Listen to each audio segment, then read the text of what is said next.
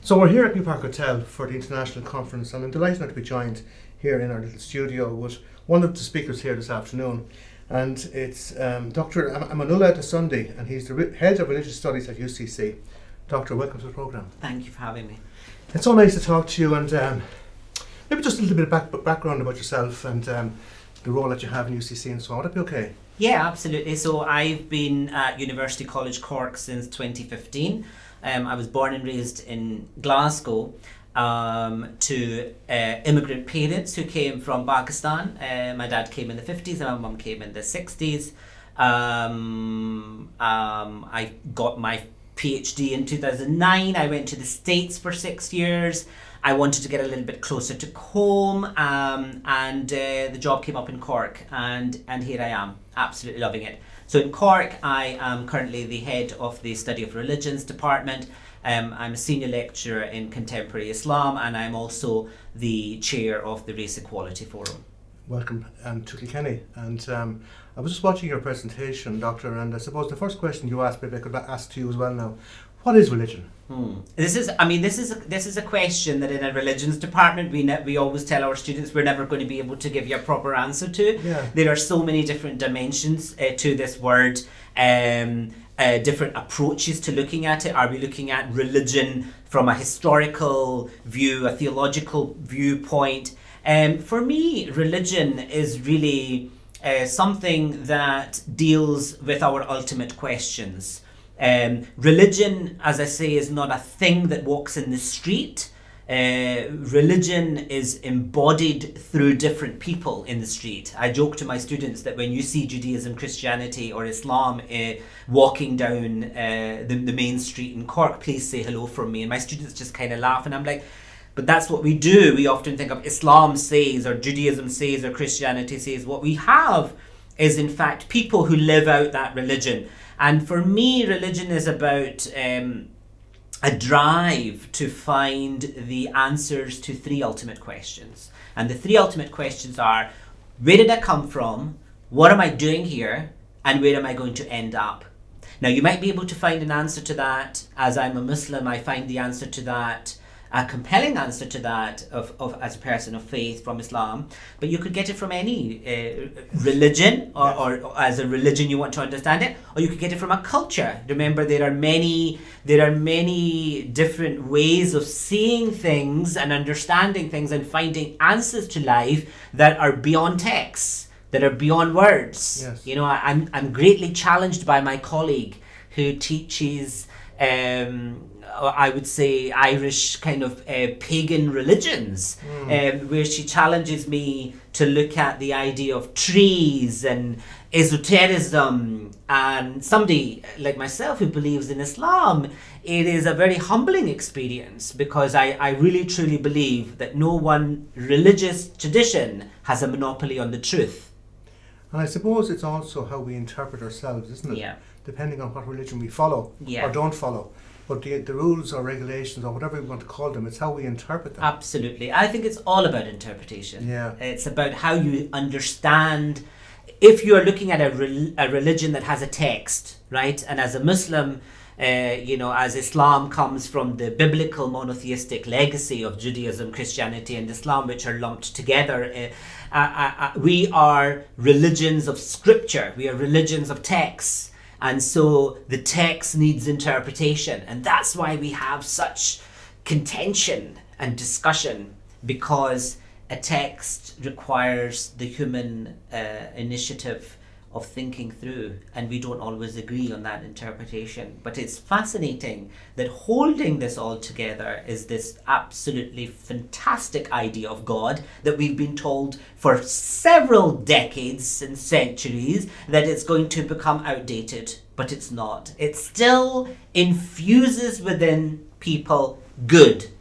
Now, I'm not saying it doesn't make people do bad things, yes, right? Because here I'm talking about homophobia, Islamophobia, racism, slavery. All of these things can be fueled by religion and its interpretation. But let's not forget all the beautiful, wonderful things religion gives us: charity, caritas, tzedakah, justice, fairness, equality. And so we have to put it into a bigger picture. And I suppose building bridges within communities. Yeah. The beauty of today's conference and of Twilight, as you know, is that it's about a community. Yeah. And all of the, I think, presentations today are very much open to listening to other communities.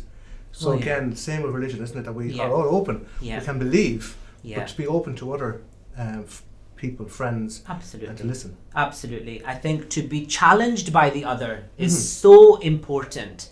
I understand my uniqueness as a Muslim, growing up in the west of Scotland, in Glasgow, where I'm fully aware of sectarian divisions between Glasgow Celtic and Glasgow Rangers, between Protestants and Catholics, because my parents infused within us at home a very Punjabi, Pakistani Islam, which I am fully at home in, but also I'm able to deal with what's happening outside in the streets of Glasgow. And I think that education has empowered and given me some idea of how to live and thrive in Cork. And if you don't mind me saying so as well, listening to your presentation and reading some of what you've written and spoken about on media, you don't forget your past. You're very proud of your culture, where you came from Glasgow, to where you are now. So you've brought all that to the table, which is good.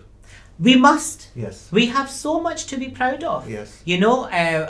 One of my favourite statements I got when I was studying for my undergraduate degree at Stirling was one of my lecturers said to us in a lecture, be open-minded, but don't be so open-minded that everything falls out. Sometimes when we have students in religion, they come in and they're like, oh, everything is peace, everything is love. And I'm like, no, you have to understand there are markings, there are boundaries, there are bad people wanting to do things to good people.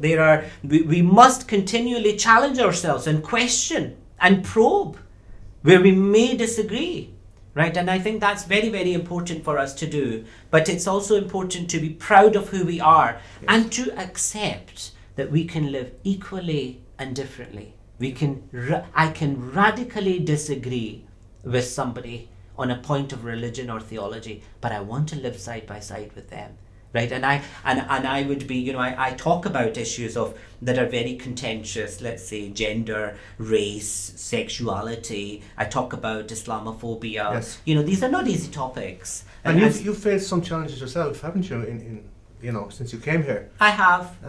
Yeah. How did that affect you? It affects me every day. My office is alarmed now, unfortunately. So every day when I go into my office, I see an alarm which I have to put off and put on, and I do sometimes look behind my back, as I'm walking down the street as well. So it's an interesting challenge, but it's also a privilege. That's probably one of the reasons why I do what I do. In this privileged position, I want to speak up for minorities within minorities. I want to be able to call for equality, and I want to ask difficult questions because I take ownership of where I am. I take ownership. I've applied for naturalisation, my citizenship of Ireland. I feel proud of being here, and I feel that if we don't challenge ourselves and who we are in terms of what we understand of what is Irishness, what it means to be in Ireland, in modern Ireland in 2022, why are we not doing that? What are we going to do to strengthen that so that we can all enjoy, and have fun, and so that everybody has fun, and by asking those difficult questions. If I might ask you, maybe just for one idea, for those who are watching our video here today, and for what we can all do, even one little thing that we can all do to make life a bit better, what would you say? My advice would be, jump out of your comfort zone. What have you done that is something radically different than what you always do? And I'll give you the example. I was a high school teacher in a former life, and when I was teaching in what I would say it was a predominantly Asian, and Asian in Glasgow means Indian, Pakistani, Bangladesh school. There was probably about 90-something% of students in the school. And every time I went in to teach these students, I would always notice that all the brown kids would sit together and there'd be a table of just white kids. And I always thought, why can't you just mix? Why can't you just... And I'm beginning to appreciate more that there is a comfort in our particular zones. And I appreciate that.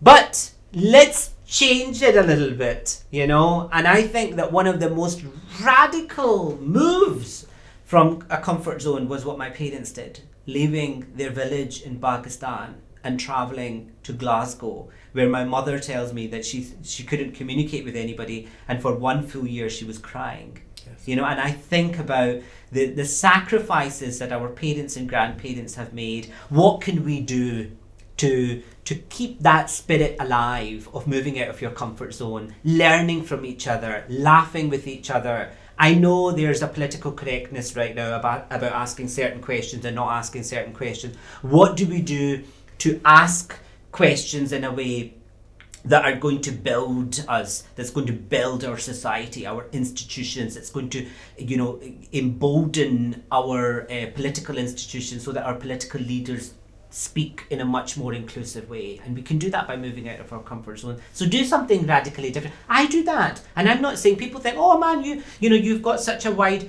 There are certain things that I would be completely... I mean, I'm learning about Irish history in ways that I was never taught this in Scotland. I'm embarrassed to learn about some of these horrible atrocities that happen. That's me out of my comfort zone, right? Rather than lumping everything in the UK and Ireland together. So let's do that a little bit more, try to understand people and listen more carefully to people's stories. What a wonderful piece of advice. It's been wonderful talking to you today, Dr. De Sondy. Can I welcome you to Kilkenny? Thank you very much. Hope you enjoy your stay here, and thank you. And we'll talk again soon. Thank you. Thank you. Absolute pleasure.